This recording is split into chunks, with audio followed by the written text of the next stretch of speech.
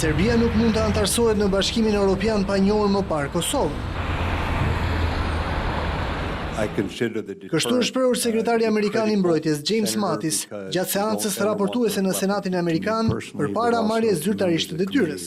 Gjatë kësaj seance pyeti përgjigje e cila ka zgjatur për më shumë se 3 orë dhe që është zbardhur në faqen e Senatit Amerikan, Mattis është pyetur dhe për qasjen e tij dhe të Washingtonit për Kosovën, ku ka thënë se dialogu për normalizimin e raporteve Kosovë-Serbi duhet vijojë. Përpjekjet e BE-s janë vendimtare për zhvillimin ekonomik e politik, por edhe për stabilitetin. Mendoj se ndikimi i mëtejshëm i Unionit duhet të inkurajohet.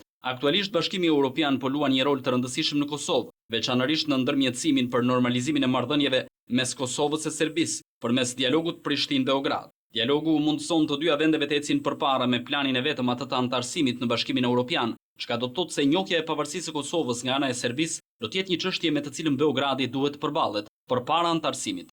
Përveç kësaj, Bashkimi Evropian po luan rol të madh në stabilizimin e Kosovës përmes misionit EULEX.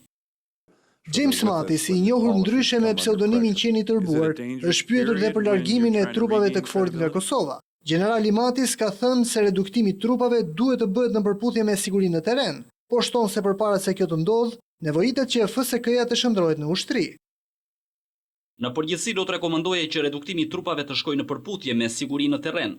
Por ajo që unë shoh tani është se aktualisht qëndrimi i trupave të KFOR është i domosdoshëm për të mundësuar sigurinë dhe stabilitetin rajonal. Gjithashtu përpara marrjes së vendimit për reduktim të trupave, do të ishte një lëvizje mençur mandatimi i forcave të sigurisë Kosovës për të ruajtur sigurinë e brendshme dhe mundësuar mbrojtjen territoriale. Kjo do të kërkonte një ndryshim të kushtetutës së Kosovës me mbështetjen e parlamentit. Qëndrimi i sekretarit aktual të mbrojtjes në SBA, James Mattis, u jep përfundimisht fund spekulimeve lidhur me qasjen që Washingtoni do të mbajë në raport me Kosovën nën presidencën e Donald Trump.